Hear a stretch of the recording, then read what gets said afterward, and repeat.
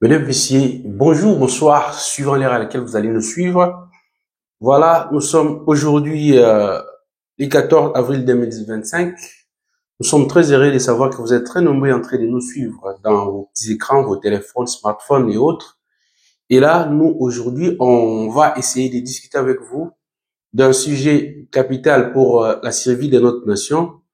Voilà, il s'agit des proposition de Olivier Kamitatou, qui est la bouche autorisée, sinon le porte-parole direct de Kamitatou. Et là, récemment, nous avons compris qu'ils sont en train de travailler aussi avec l'ancien président de la République, Joseph Kabila, a proposé le fédéralisme comme solution pour la République démocratique Congo, pour sortir de ces différentes crises qui nous guettent. Et c'est sa proposition qu'il a faite. Nous allons essayer de les décortiquer. Et là, je vais porter ma casquette de juriste et publiciste pour essayer de donner mon point de vue au regard de cette proposition et des enjeux qui pointent pour notre pays. Et on va essayer de voir quel est l'avantage ou bien quels sont les avantages et les désavantages de cette proposition, mais aussi pourquoi cette proposition-là aujourd'hui, pourquoi pas avant, qu'est-ce qui se cache derrière, quel est l'objectif poursuivi par ça, parce que nous avons compris qu'au début, ils avaient déjà parlé d'autre chose, ils ont tenté de dire comme quoi que certains députés de l'UIDPS, le premier vice-président Tshulumbaye, mais aussi l'honorable député Kazadi Peter, ont proposé une loi pour essayer de maintenir le président Tshisekedi au pouvoir. Et là, ça s'est avéré que c'était pas une bonne information, c'était fausse. Et là, ils viennent avec cette proposition. Tout ça, on essaie de voir des gymnastiques qu'ils font, des informations qui ne sont pas vraies, mais ils sont en train de les mettre sur la place publique. Quel est le but poursuivi? On va essayer de les analyser. Voilà. Ce que je vais faire, je vais vous lire sa proposition tel qu'il les a exposés dans le média. Si vous allez sur X, vous allez voir ça. Sur son compte X, vous allez voir ça.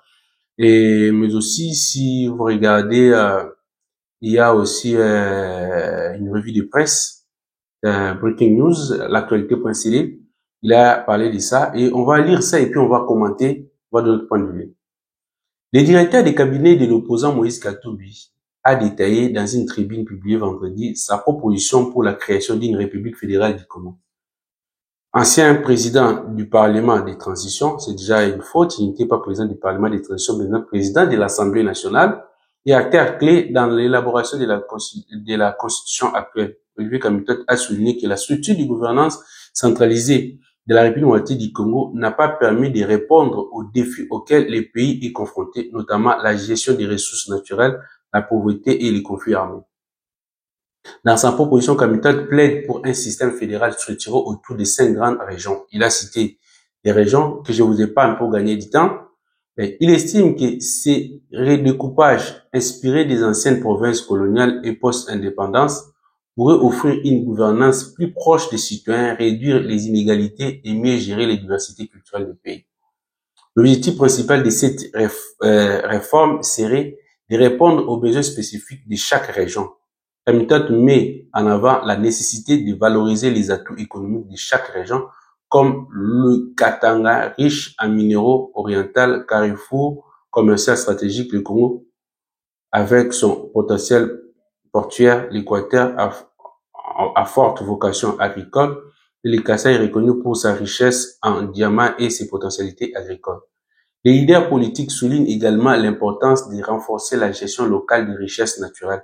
Actuellement, le revenu généré par ces ressources sont souvent mal distribués.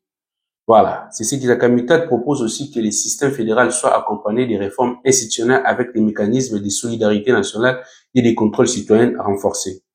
Ces modèles fédéraux permettraient, soutient-il, de mieux gérer les défis de sécurité, notamment dans des zones affectées par les conflits armés dans l'est du pays.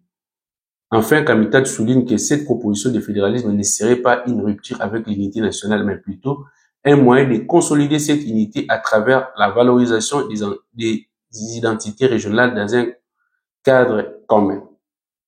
Cette proposition intervient dans un contexte où le pays fait face à l'aggravation de la situation sécuritaire d'Alès. Voilà ce qu'a dit Kamito. Je vous ai brossé d'une manière générale, mais si vous allez sur Politico, par exemple, CD, hein, et là, actualité CD plutôt, par exemple, là, je peux vous montrer actualité CD. Vous pouvez voir cette information est là. Vous pouvez les lire et vous pouvez aussi vous en faire une idée. Moi, là, ici, je vais vous donner un avis au regard de mon expertise aussi dans ces domaines du droit public et je vais donner mon point de vue parce que j'ai eu déjà à donner un point de vue comme ça. Là, c'était plutôt sur mon compte Facebook où j'ai eu à parler. Il y a une vidéo. Si vous allez sur Miko Bigilin Vadmekum, vous allez voir une vidéo où j'ai parlé de ça aussi. Ça date déjà des années et j'ai parlé ça. Et là, on va essayer de donner aussi un point de vue puisqu'il s'agit d'une question qui vient d'être soulevée et que nous devons quand même discuter de ça pour que nous puissions nous en faire tous une idée. Voilà. Moi, ce que j'aimerais d'abord dire, c'est que nous devons savoir une chose que le développement d'un État ne dépend pas d'une forme quelconque de l'État. Que ce soit un État unitaire, fédéral ou une confédération, cela ne constituerait pas la clé magique, sinon la baguette magique pour le développement d'un État. Le développement d'un État, c'est d'abord des personnes. Parce que les institutions, les formes de l'État, les régimes politiques, ce sont des personnes qui les animent. La vision qui disposerait ces personnes-là, c'est cette vision-là, lorsque ces gens-là se décident de les mettre, de les matérialiser, qui fera en sorte que nous allions de l'avant, nous puissions nous développer. Mais la forme de l'État, ou bien les formes de l'État, ou bien le régime politique, cela nous aide à nous canaliser. Et le choix d'une forme de l'État, ça va dépendre d'une vision, mais aussi des contextes. Toutes ces différentes formes de l'État, d'une manière générale, nous avons fait l'expérience de cela. Mais les contextes étaient tellement différents que nous ne pouvons pas les évaluer d'une manière globale, mais surtout, il faut les faire d'une manière contextuelle, en tenant compte du contexte, pour comprendre quelle est vraiment la forme de l'État qui va nous correspondre. Bon, moi, je pense que le fédéralisme pour la République du Congo, dans les cas d'espèce, est une erreur monumentale de prendre le fédéralisme. Pourquoi? La première des choses que l'État fédéral n'est qu'une conséquence logique de l'évolution de la maturité politique d'un peuple pendant une période dans un contexte donné. Un fédéralisme, c'est-à-dire que c'est un degré un peu plus poussé de l'État unitaire, puisque l'État est à la base unitaire. Lorsqu'on parle d'un État, c'est d'abord l'unité, c'est-à-dire que en tenant compte des éléments constitutifs d'un État, nous avons la population, un territoire et un pouvoir qui dirige. On y ajoute aussi la souveraineté, qui est un élément de reconnaissance, que ce soit international, tout ça. Mais lorsqu'il s'agit d'évoluer pour essayer d'essayer de déconcentrer les pouvoirs, cela devait se faire sur base de faits concrets et en tenant compte des contextes d'un pays. Nous nous retrouvons maintenant là, dans un contexte où le pays est menacé par l'agression. Pendant plus ou moins 30 ans déjà, 3 décennies, nous le savons tous qu'il y a des gens qui complotent contre notre pays, qui envient notre pays, qui veulent nous ravir nos terres. Dans un contexte pareil, lorsque vous voyez un acteur politique venir proposer quelque chose qui va dans le sens des séparatismes, soit c'est-à-dire que des décompositions, il doit y avoir certainement une idée derrière qui n'est pas bonne. Cette idée, dans le cas d'espèce ici, il s'agit de la soif qu'ils ont du pouvoir, de pouvoir se retrouver en tête, se retrouvant en difficulté de pouvoir basculer les pouvoirs des Tshisekedi parce qu'ils sont en train eux-mêmes de se sous-estimer. Ils pensent qu'ils ne seront jamais à mesure de pouvoir briguer la magistrature suprême avec cette configuration actuelle.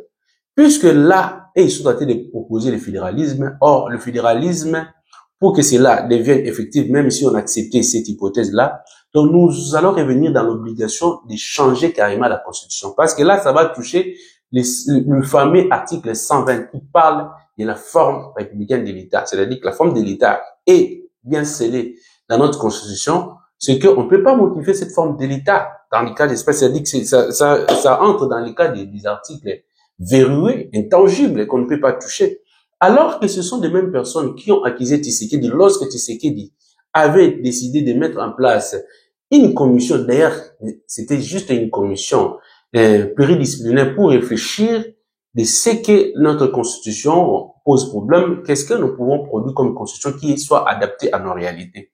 Ils ont tous crié, l'opposition, tout le monde a crié que Tshisekedi devait s'éterniser au pouvoir. Donc aujourd'hui, voilà, ils sont venus pour proposer le fédéralisme, alors qu'ils savent très bien qu'à mi-temps, parce que là, il est en train de parler pour le compte de tous leurs groupes. Là, on voit déjà, il y a Moïse Katumbi, il y a aussi l'ancien président Joseph Kabila, parce que nous avons tous suivi récemment qu'il était venu Kamita à la fois porte-parole de Katumbi, mais aussi des présidents Kabila, parce que c'est lui qui a annoncé l'arrivée, le retour du président Kabila dans la partie est, notamment à Goma. Et donc là, ils sont en train de mettre en place quelque chose qui va nous demander encore de changer de position. Chose grave pendant la période où le Congo est menacé sérieusement de balkanisation, non seulement de balkanisation, mais d'occupation sérieuse par des gens qui ne veulent pas voir la République du Congo être unie. Donc, vous voyez tout de suite, vous allez comprendre tout de suite que c'est un signe d'échec. C'est-à-dire que les gens-là ne travaillent pas pour le bonheur du peuple congolais. Parce qu'ils tentent les tout pour les tout. Comment vous pouvez proposer quelque chose que vous avez interdit ou soit empêché au président légitimement élu qui, d'ailleurs, à lui revient cette possibilité de pouvoir toucher la constitution parce que c'est lui qui gère, qui a la légitimité du peuple, qui représente le peuple. Vous les lui interdisez, mais vous voulez proposer cela. Par quelle magie cela va être fait? Voyez-vous, nous avons des dirigeants qui ne travaillent que pour leurs propres intérêts égoïstes et en tuant des gens. Voilà qu'ils sont en train de créer des guerres, on tue des gens pour des choses qui ne vont pas, qui n'ont ni tête ni queue. Voilà. Le fait pour lui de proposer cette histoire de fédéralisme, ça implique tout simplement que là, ils se sentent que Tshisekedi les a tous battus démocratiquement, stratégiquement, politiquement et diplomatiquement. Parce qu'ils sont à la fois sur le front militaire, derrière les mouvements rebelles, et là, puisqu'ils voient que ça ne paye toujours pas, ça cause des problèmes, il y a des sanctions qui est sur leur maître, qui est Rwanda Kagame, et ils cherchent de manière pour voir comment ils peuvent manipuler l'opinion, c'est-à-dire séduire les gens pour et cette fois-ci, ça soit carrément la balkanisation de la République du Congo. Le fédéralisme, à l'heure actuelle, ne peut pas être proposé. Pourquoi? Une constitution, c'est d'avoir une vision. Quelle est la vision que nous devons avoir par rapport à notre pays au regard de notre contexte? À l'aube de notre sortie des guerres, des conflits, c'est-à-dire que nous étions tous à San City, nous avons décidé de mettre une constitution qui aujourd'hui prouve ses limites. La constitution que nous avons, c'est déjà l'antichambre du fédéralisme, puisque notre constitution a mis en place une constitution qu'on parle on appelle ça le régionalisme constitutionnel, c'est-à-dire que c'est une forme de l'État aujourd'hui qui est en mi-chemin entre l'État unitaire et l'État fédéral. Nous avons presque tous les éléments qu'on pourrait retrouver dans l'État fédéral. En réalité, il s'agit de la décentralisation. Vous regardez les arguments que Kamita avance ici, c'est pour rapprocher les administrations, bien gérer nos richesses et par rapport aux particularités des différents coins du pays. Mais moi, je pense que ça, c'est une erreur. La gestion de nos richesses ou soit les rapprochements des administrations pour les administrer, cela n'appelle pas seulement d'avoir un État fédéral, mais il s'agit justement de déconcentrer un État, de décentraliser, alors que nous sommes même au-delà de la décentralisation, si on veut parler techniquement, juridiquement, administrativement parlant. Nous avons une forme de l'État qui est tout proche du fédéralisme. Bon, qu'est-ce qui bloque? Est-ce que c'est le fédéralisme ou bien ce sont des personnes?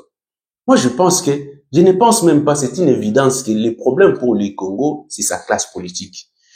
Pour l'instant, nous avons eu un président de la République qui a décidé de faire sortir la République du Congo entre les mains des imposteurs. Nous avons eu des gens qui dirigeaient ces pays-ci qui n'étaient pas des Congolais. Le Congo était dirigé par d'autres pays, que ce soit au niveau des services de sécurité. Ah, imaginez-vous un seul instant, figurez-vous un seul instant, les pays, lorsqu'ils ont signé des accords avec des mouvements rebelles, ont autorisé les Rwandais d'envoyer ces services secrets de sécurité pour pouvoir sillonner toute la République démocratique du Congo. C'est pourquoi les gens parlaient que non, à l'époque de l'ancien président de la République, on contrôlait toutes nos provinces et maintenant là, c'est qui est en train de perdre. Non, non. À l'époque des présidents Kabila, on ne contrôlait aucune de nos provinces parce que les pays étaient dirigés par les Rwandais. C'est les Rwandais qui décidaient qui devaient assumer telle fonction ici au pays. Et maintenant là, nous sommes en train de diriger une grande partie de notre pays. C'est justement pourquoi on nous combat, parce que le président de la République actuelle a décidé de récupérer notre souveraineté, notre indépendance, notre autonomie de gestion. Nous devons gérer nous-mêmes notre pays, c'est pourquoi on les combat. Donc c'est ni la forme de l'État, ni non plus le problème du président de la République directement, mais c'est justement la jalousie parce que il a décidé de tourner la page, de prendre une autre allure pour le développement du pays. C'est pourquoi on les combat. D'où nous avons des occupations. Nous avons vu que des mouvements rebelles sont en train de nous occuper. En réalité, c'est le Rwanda qui nous occupe pour nous piller parce qu'ils ne veulent pas que nous puissions travailler dans toute légalité. S'il veut signer des partenariats, s'il a besoin de nos minéraux, il devait passer des voies légales pour pouvoir signer des partenariats. Comme ça, il pourra donner. C'est ce qu'il lui a proposé le président Tshisekedi, mais il a carrément refusé. Et c'est pourquoi nous avons accusé que nous avons tellement beaucoup des ennemis qui nous convoitent, qui ne veulent pas que la République du Congo puisse rester dans ce format actuel, dans sa forme actuelle, avec tous les territoires que nous disposons, parce qu'ils ont peur que, avec toutes les richesses que nous disposons, que Dieu nous a données, s'il y a la tranquillité et la paix, nous allons nous développer si rapidement. Voyez-vous, l'Union européenne est allée signer un accord de partenariat économique auprès de 900 millions de dollars pour des matières premières que le Rwanda ne dispose pas, et même il les savait. Ils savaient très bien que le Rwanda ne dispose pas toutes les matières premières et là, ils sont allés signer avec nous. Mais ils ont signé justement parce qu'ils savaient que c'est lui qui dirigeait le Congo et ils savaient qu'ils devaient travailler illégalement pour prendre nos minéraux. Mais lorsqu'on les a mis à nu, on les a accusés par que c'est qu'ils les a démontré noir sur blanc que le Rwanda n'avait pas tout cela là.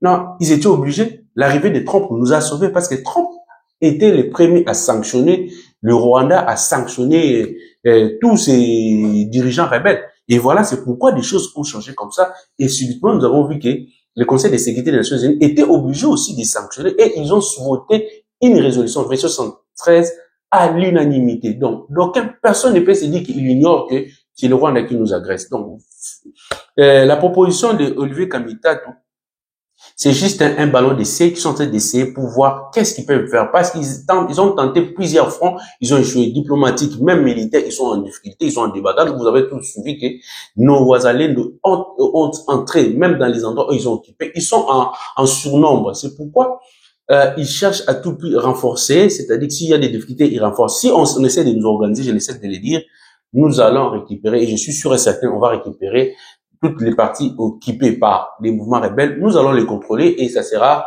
notre victoire. Donc, nous devons nous tenir main dans la main. La proposition d'Olivier Kamita, c'est justement quelque chose démoniaque, des gens qui ne veulent pas voir les pays se développer parce que ils pensent que ce sont seulement eux qui sont voués à diriger, comme si d'autres Congolais ne pouvaient pas être dirigés. Voyant qu'ils ne seront pas en mesure d'être votés si les Congos restaient comme ça, ils cherchent maintenant comment créer des divisions, la balkanisation pour que chacun les occupe, comme si la population ne valait rien, ce sont eux qui valaient quelque chose et que les droits de vie, c'est eux, mais pour la population, ils n'ont pas droit à la vie. Vous tuez des gens et vous venez encore pour déclarer encore le fédéralisme. Le fédéralisme, même ici, il faut diviser les Congos, c'est la population. Or que la population, tous savent que nous sommes des Congolais, nous ne pouvons pas être divisés. Nous sommes tous ensemble, on est déjà habitués, les Baluba, les Bakongo, les Baswahili et les Bangala, nous sommes un seul peuple. Nous ne pouvons pas accepter ce genre de propositions, des fédéralismes, même si c'est discutable, mais le contexte ne nous permet pas. Et puis, la vision que nous devons avoir maintenant là, ça ne peut pas nous permettre d'avoir une telle forme de l'État parce que ça va nous pousser tout droit vers la balkanisation au moment où nos ennemis n'entendent que ça pour profiter. Nous ne pouvons pas leur laisser tâche facile. Nous devons être conscients de cela. Voilà. Très cher internaute, je suis très heureux de savoir que vous êtes très nombreux. Je vais me limiter là. Je vais revenir pour parler de vous comment le général Luboya Kachama a sauvé la nation par son esprit patriotique. On va essayer de développer ça là. Moi, je vais me présenter. Je suis Guilhem Mikro Bikwete. gérer cette information, expert en politique publique, en stratégie de développement, chercheur, diplômé en ressources humaines, mais aussi négociateur. Moi, ce que je vais vous demander, c'est, si c'est pour la première fois que vous participez à notre émission, c'est de vous abonner, de cliquer sur la cloche de notification, cliquez aussi sur les j'aime pour que nous puissions améliorer nos algorithmes et continuer à interagir avec vous. Quant à moi, je vous dis merci et à la prochaine.